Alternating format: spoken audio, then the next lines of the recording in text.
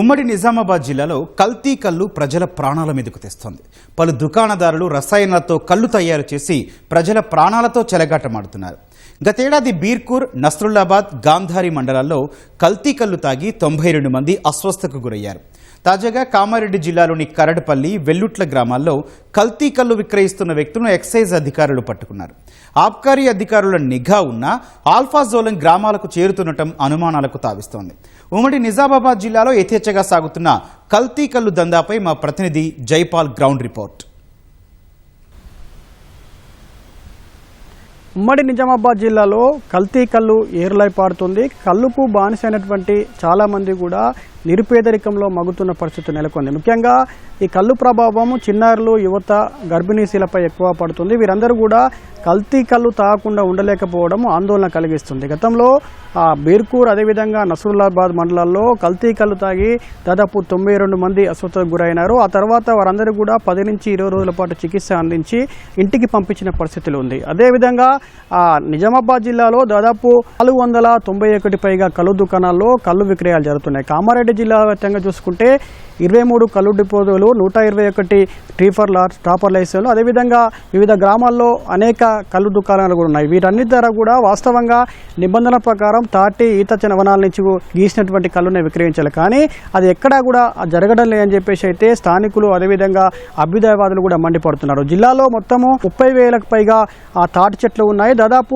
3 లక్షలకు పైగా ఆ ఈత వనాలు కూడా ఉన్నట్టు అధికారులు చెప్తా ఉన్నారు. కానీ మొత్తంగా ఉమ్మడి నిజామాబాద్ జిల్లా వ్యాప్తంగా చూసుకుంటే ఈత, తాటి వనాలు తక్కువనే ఉన్నప్పటికీ కూడా కల్తీ కల్లు అక్రమాలు, కల్తీ కల్లు విక్రయాలు మాత్రం పెద్ద ఎత్తున జరుగుతున్నట్టు ఆరోపణలు వెలువడుతున్నాయి. గతంలో అనేక ఘటనలు జరిగినప్పటికీ కూడా కల్తీ కల్లు దందా అడ్డుకట్టబడడానికి ఎక్కడ కూడా అధికారులు కానీ, పోలీసులు కానీ, అదేవిధంగా ఎక్సైజ్ శాఖ ముఖ్యంగా ఎక్కడ కూడా తనిఖీలు చేయడం లేదని చెప్పేసి అసలు కకృతోనే తనిఖీలు అంతంత మాత్రంగా చేస్తున్నారని చెప్పేసి అయితే ఆరోపణలు, పెద్ద ఎత్తున విమర్శలు వెలువెత్తున్నాయి. ఇటీవల ఓ ఎక్సైజ్ అధికారి మామూలు మత్తులో ఊగి ఏసీబీకి కూడా పట్టుబడము ఈ ఆరోపణలు నిజమని చెప్పేసి తేటతెల్లమైంది. మొత్తంగా మహారాష్ట్ర, ఇతర ప్రాంతాల నుంచి వచ్చేటువంటి ఆల్ఫాజోలం, డైజోఫోలం కలిపి కల్లును అమ్ముతున్న పరిస్థితి ఉంది. వీరంతా కల్లును అమ్ముతున్నారు కానీ అధికారులు మాత్రం ఎలాంటి చర్యలు చేపట్టలేదు అని చెప్పేసి అయితే పెద్ద ఎత్తున విమర్శలు వస్తున్నాయి.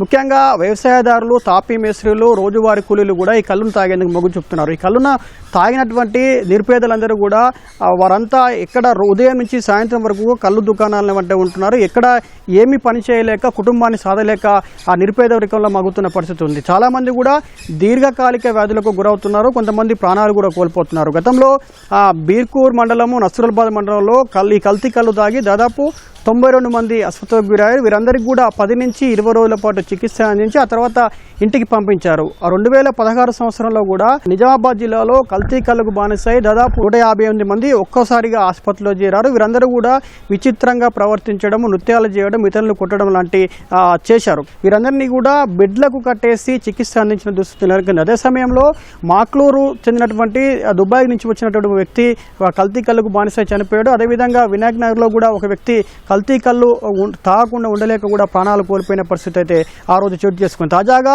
కామారెడ్డి జిల్లా వెల్లుట్ల, కరడిపల్లిలో కూడా కల్తీ కల్లు అమ్ముతున్నటువంటి వ్యక్తులను ఎక్సైజ్ శాఖ పోలీసులు అరెస్ట్ చేశారు. వారందరూ కూడా ఆల్ఫాజోలం, డైజోఫోలం అమ్ముతున్నట్టు గుర్తించారు. అయితే వాస్తవంగా నిబంధనల ప్రకారం కూడా ఎక్సైజ్ అధికారులు, నార్కోటిక్స్ బ్యూరో అందరూ కూడా ఆ కల్లు దుకాణంపై ఎప్పటికప్పుడు పర్యవేక్షణ చేయాల్సిన అవసరం ఉంది. కానీ ఎక్కడ కూడా తనిఖీలు చేయటం లేదని చెప్పేసి అభ్యుదయవాదులు, స్థానికులు కూడా మండిపడుతున్నారు.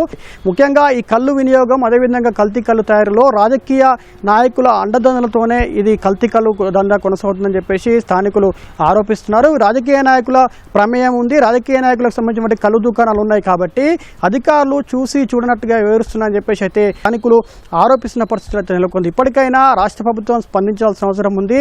స్పందించి కల్లు దుకాణాలు, కల్లు డిపోల వద్ద ఎప్పటికప్పుడు పర్యవేక్షణ చేయాల్సి ఉంది. మహారాష్ట్ర, అదేవిధంగా ఇతర ప్రాంతాల నుంచి వస్తున్నటువంటి ఆల్ఫాజోలం, డైజోఫోలం ఉన్నటువంటి మత్తు పదార్థాలు ఏవైతే ఉన్నాయో వాటిని కూడా సరఫరా జరగకుండా చర్యలు చేపట్టాల్సిన అవసరం ఉందని చెప్పేసి స్థానికులు కోరుతా ఉన్నారు.